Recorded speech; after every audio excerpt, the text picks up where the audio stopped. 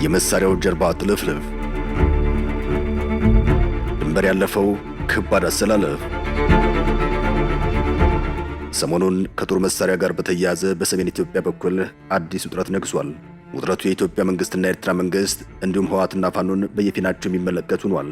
ጉዳዩ ቀደም ብሎ የነበረ ቢሆንም አሁን ላይ ዓለም አቀፍ መነጋገሪያ አጀንዳ ሆኖ ታይቷል። የኢትዮጵያ ፌዴራል ፖሊስ በአማራ ክልል ለፋኖ ኃይል የተላኩ በሺዎች የሚቆጠሩ ጥይቶችን ያስኩ ማለቱን ተከትሎም ኤርትራና ህወሓት ብዙም ሳይቆዩ ምላሽ ሰጥተዋል። የኤርትራ መንግስት የጠቅላይ ሚኒስትር አብይ አህመድ መንግስት ጦርነት ለመጀመር ሰበብ እየፈለገ ነው ሲል ከሷል። ከኤርትራ ቀጥሎም መሳሪያ ደርሳል የተባለው ህወሓት በጉዳዩ ላይ በሰጠው ምላሽ አስተባብሏል። ከዚያም በፊት በኤርትራ በኩል አዳዲስ ጦር መሳሪያዎችን አስገብቶ ወደ ተለያዩ አካባቢዎች መላኩን የሚያመላክቱ መረጃዎችም ወጥተው እንደነበር አይዘነጋም። ጉዳዩም ከጀርባው በርካታ ጥልፍልፎች የታዩበት ሆኗል። በአንድ በኩል ከህወሓት ጀርባ ኤርትራ፣ ከኤርትራ ጀርባ ደግሞ ግብፅና ሱዳን የሚቀጥል አስተላለፍ ይታያል። በሌላ በኩል በተለይም በቤኒሻንጉል ጉሙዝ ክልል አቅጣጫ የተባበሩት አረብ ኤሚሬቶች ብሎም የኢትዮጵያ መንግስት የሚካሰሱበት ቀጠናዊ ጉዳይ አብሮ ይነሳል።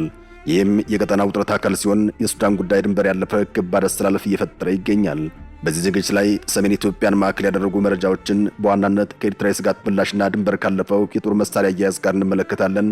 እስከ ፍጻሜ ድረስ አብራችሁን ቆዩ።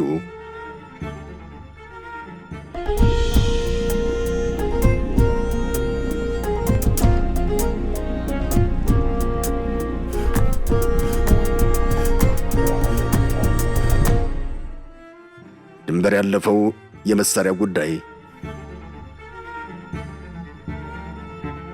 ከዚህ ቀደም በርካታ የጦር መሳሪያዎች ድንበር ተሻግረው ወደ ኢትዮጵያ ግዛት መግባታቸውን የሚያመላክቱ መረጃዎች ተደጋግመው ሲሰጡ ቆይተዋል።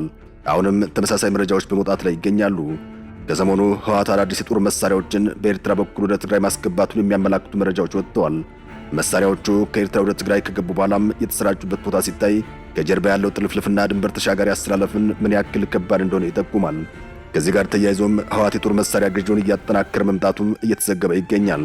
ከመሳሪያ ግዢ አልፎም ኮማንዶ ሲያሰለጥን እንደነበር ይታወቃል። ይህ ዝግጅት ከወልቃይት ጉዳይ ጋር ተያይዞ ይተነተናል። ህወሓት ወልቃይት ላይ ትኩረት ያደረገው ወታደራዊ ዝግጅት ማድረጉን ብዙ ጊዜ ይነገራል።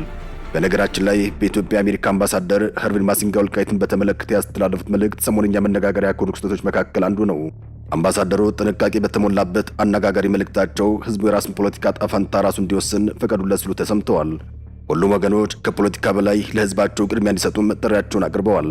አምባሳደሩ የአማራና የትግራይ ክልሎች በይገባኛል ከሚወዛግቡባቸው ቦታዎች አንዱ የሆነውን አካባቢ ከጎበኙ በኋላም በማህበራዊ መገናኛ ብዙሃን ባሰፈሩት መልእክታቸው ከምንም በላይ ህዝቡን ማስቀደም መጻኢ ፖለቲካ ዕድላቸውን በተገቢ ጊዜ እንዲወስኑ ዕድል ሊሰጣቸው ይገባል ማለታቸው ልዩ ትኩረትን አግኝቷል። አምባሳደሩ በመልእክታቸው የተለየ ትኩረት ያገኙትም ሁሉም ሰው ደህንነቱና ክብሩ በተጠበቀ ሁኔታ ቀጣይ ህይወቱን የት መገንባት እንዳለበት እንዲወስን በኢትዮጵያ የሚመራና በተባበሩት መንግስታት የሚታገዝ ሂደት አሜሪካ ትደግፋለች።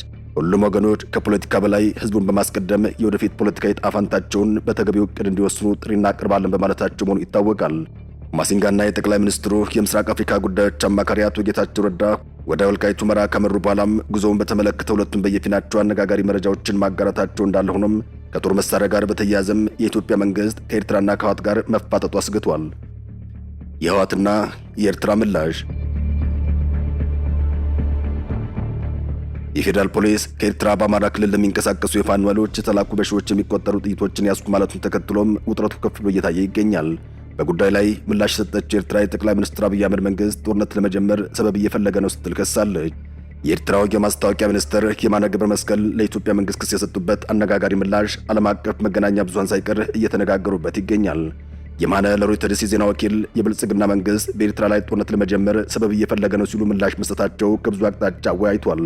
ማስታወቂያ ሚኒስትሩ በዚሁ ክሳቸው ላይም የብልጽግና መንግስት ለሁለት ዓመታት ያክል ጦርነት ለመጀመር ሲያደርግ የነበረውን መቁነጥነጥ ሐሰተኛ ባንዲራውን እያውለበለበ ነው ሲሉ አጣጥለዋል። የኢትዮጵያ ፌዴራል ፖሊስ ከሰሞኑ ባወጣው መግለጫው የኤርትራ መንግስት በአማራ ክልል ለሚንቀሳቀሱ የፋኖ ኃይሎች የተለያዩ የጦር መሳሪያ አይነቶችንና ጥይቶችን እየሰጠ ነው በማለት ወንጅሏል። ፌዴራል ፖሊስ በወቅቱ መግለጫው ላይ ከ56 ሺህ በላይ የተለያዩ የጦር መሳሪያ ጥይቶችን በቁጥጥር ስር ማዋሉን ገልጿል። የኤርትራ መንግስት ግን ይህንን የኢትዮጵያ መንግስት መግለጫ ጦርነት ለመጀመር የቀረበ የሐሰት ውንጀላ ነው ሲል በማጣጣል የቃላት ጦርነቱን በአዲስ መልክ ከፍ አድርጎታል። ፌዴራል ፖሊስ በቁጥጥር ስር ያዋላቸው የጦር መሳሪያዎችን የኤርትራ መንግስት ከኢትዮጵያ ውስጥ ባንዳዎች ጋር ብለውም ታሪካዊ ጠላቶች ጋር በማበር በህወሓት በኩል የተላኩ ናቸው በማለት መክሰሱንም ቢቢሲ በሰፋ አድርጎ ዘግቦታል። ተያዘ የተባለውም ከ56 ሺህ በላይ የተለያዩ ጦር መሳሪያ ጥይቶች ነው። ሲያጓጉዛቸው የነበሩት ሁለት ተጠርጣሪዎች ጋር በወልዲያ የፍተሻ ጣቢያ ላይ በቁጥጥር ስር መዋላቸውን ፖሊስ አስታውቋል። ፖሊስ በስውር ተላኩ ያላቸውን 41999 የክላሽ 14000 የብሬን ጥይት እንዲሁም 800 የደሽቃ ጥይቶች በአጠቃላይ 56799 ጥይቶችን በቁጥጥር ስር ማዋሉን አብራርቷል። የፖሊስ መግለጫ እንደሚለው ተጠርጣሪው ላይ በተደረገ ምርመራ የጦር መሳሪያ ጥይቶቹ ከኤርትራ መንግስት የተላኩ መሆናቸውን ብሎም ህወሓት መቀሌ ላይ ተቀብሎ ወደ አማራ ክልል በማስገባት ለፋኖ ለማድረስ ሲንቀሳቀስ ነበር ሲሉ ተደምጠዋል። ጥይቶችን ሲያጓጉዙ ተይዘዋል የተባሉት ተጠርጣሪዎች ላይ ፖሊስ ያደረጉት ባለው ምርመራም ጥይቶቹ በሻዕቢያ መንግስት እንደተላኩና ህወሓት ተቀብሎም ከመቀሌ ወደ አማራ ክልል ሸዋሮቢት ለማድረስ መንገድ ላይ እንደነበሩ በጉዳይ ላይ የወጣው መግለጫ ያሳያል። ነገር ግን ህወሓት ክሱን ውድቅ አድርጓል። የህወሓቱ ቃል አቀባይ ሚካኤል አስገዶም ጭብጥ የሌለው ውሸት ሲሉ ማጣጣላቸውን ቢቢሲ በዘገባው አመላክቷል። ህወሓት ወደዚህ የወረደ ስራ የሚገባ ፓርቲ አይደለም ሲሉም የተከላከሉት ቃል አቀባዩ በውስጣቸው የተፈጠረውን አጀንዳ ለማስቀየስ ሆን ተብሎ የተሰራ ዜና ነው ሲሉም ለቢቢሲ ተናግረዋል። አቶ ሚካኤል የአይነቱ ክስ የተለመደ ነው ሲሉ ማጣጥለውታል። ወደ ግጭት እንዳይገባ እኛ የበኩላችንን ጥረት እያደረግን ነው፣ የእነሱ አካሄድ ግን ይመስለኛል ወደዚያ የሚያመራ ነው ሲሉ ተደምጠዋል። ቃል አቀባዩም የፌዴራል መንግስት ባለስልጣናትን ወንጅለዋል። የኢትዮጵያ መንግስት ከህጋዊ የፖለቲካ ፓርቲነት የተሰረዘውን ህወሓት ከኤርትራ መንግስት ጋር እየተባበርን የሚል ወቀሳ ሲያሰማ ይህ የመጀመሪያው አይደለም። የኤርትራው ፕሬዝዳንት ሰሞኑን ከሀገሪቱ ብሔራዊ ቴሌቪዥን ጋር ባደረጉት ቃለ ምልልስ ላይ የብልጽግና መንግስት መክሰሳቸው ይታወሳል። ኢሳያስ ብልጽግናን ከከሰሱ በኋላም አገራችን እንዴት መከላከል እንዳለብን እናውቃለን ማለታቸው ይታወቃል። ሀገራቱ ከዚህ በፊት በድንበር ይገባኛል ጥያቄ የተነሳም ለ2 ዓመታት ደም አፋሳሽ ውጊያ ማካሄዳቸው አይዘነጋም። ጠቅላይ ሚኒስትር አብይ አህመድ ወደ ስልጣን መምጣታቸውን ተከትሎ ሰላም እንደመጣ እንዲሁ ጠቅላይ ሚኒስትሩ የሰላም ኖቤል ተሸላሚ ሆነዋል። ግንኙነቱ ግን መልሶ የሻከረው ከፕሪቶሪያ ስምምነት በኋላ እንደሆነ ይነገራል።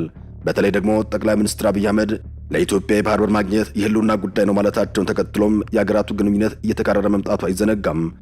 ኤርትራ በአውሮፓውያኑ 1991 ነጻነቷን ማግኘቷ ተከትሎም ኢትዮጵያ ባህር በር አልባ ሀገር ሆና ቆይታለች። ይህን የባህር በር ጥያቄ ታዲያ ኢሳያስ የጦርነት መፍጠሪያ የሚል ትርጉም ሰጥተውታል። በተመሳሳይ የጦር መሳሪያ ክሱንም መንግስታቸው የጦርነት ሰበብ በሚል ትርጉም ምላሽ መስጠቱ ይታወቃል። የመሳሪያ ግዢውና ያልጸናው አሰላለፍ ከቅርብ ጊዜያት ወዲህ እየወጡ ያሉ መረጃዎች እንደሚያሳዩት የጦር መሳሪያ ግዢው በአሳሳቢ ሁኔታ መስፋፋቱን ያሳያል። ህወሓት ከኤርትራ መንግስት ጋር ጥምረት መፍጠሩን ተከትሎም ጦር መሳሪያ ገዝቶ በኤርትራ በኩል ሲያስገባ ቆይቷል። የመሳሪያ ግዢውና የድንበር ዝውውሩ ግን አሰላለፉን የሚያጸና ሆኖ አልተገኘም። ስምዶ እየተባለ የሚጠራው የኤርትራ መንግስትና የህወሓት ጥምረትም እንደወትሮ አይደለም። አዲስ አሰላለፍ አልጸናም ማለት ግን የጦር መሳሪያ ግዢውን የሚያስቀር አይደለም። ህወሓት የጦር መሳሪያ የት ሀገር እንደገዛ ባይታወቅም በኤርትራ በኩል መሳሪያ ማስገባቱ እንደቀጠለም መረጃዎች በማመላከት ላይ ናቸው። በሌላ በኩል በኢትዮጵያና በኤርትራ ድንበር አካባቢዎች ተገድቦ የነበረው የኤርትራ መገበያ ገንዘብ ናቅፋ ከኮንትሮባንድ ጋር ተያይዞም ድንበር እየተሻገረ መሆኑ ይታወቃል። የኤርትራው ገንዘብ ናቅፋም ከቅርብ ጊዜያት ወዲህ ከአዲግራትና ከአድዋ ከተሞች ድረስ እየተሰራጨ መሆኑን በቅርብ የወጡ መረጃዎች ያሳያሉ። ናቅፋ በትግራይ ከተሞች እንዲሰራጭ ያደረገውም በድንበር ከተሞችና በውስን ተዋንያን ተገድቦ የነበረውን የኮንትሮባንድ ንግድ መስፋፋቱን ተከትሎ እንደሆነ ይነገራል።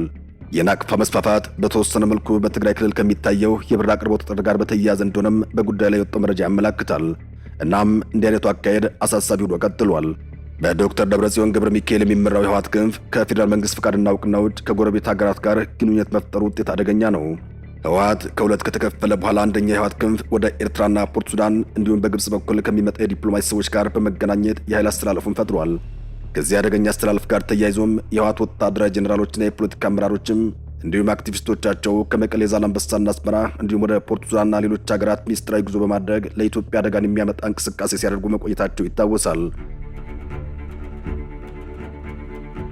አብዛኛውን ጊዜም የህወሓቶች የጉዞ ዓላማ ጦር መሳሪያ መግዛትና ድጋፍ ማግኘት እንዲሁም የህክምና አገልግሎት ማግኘት እንደሆነ ይነገራል። ይህም የፕሪቶሪያን የሰላም ስምምነት የሚጥስ ከዚያ ጋር ተያይዞ የሚነሳውን የአገር ሉዓላዊነት ጉዳይ ከህግ አንጻር ሲታይ ትክክል የማይሆንበት ስለሚበዛ አሳሳቢ ሆኖ ይገለጻል። ስምዶ እየተባለ የሚጠራው የህወሓትና ኤርትራ ግንኙነት ገና ከመነሻው ህዝብ ለህዝብ ግንኙነት ይባል እንጂ ትክክለኛ ትርጉሙ ፖለቲካዊ ከመሆን ጋር ተያይዞም እንደ ትግራይ ክልል ብቻ ሳይሆን እንደ አጠቃላይ እንደ ኢትዮጵያ ብለውም ቀጠናው በስጋት የሚታይበት ደረጃ ላይ መድረሱን ሰሞነኛ መካሰስ አመላካች ነው። ህወሓት ከኤርትራና ከግብጽ እንዲሁም ከሱዳን ጋር ግንኙነት በመስረቱ በሉዓላዊነት ላይ አደጋ ያስከትላል።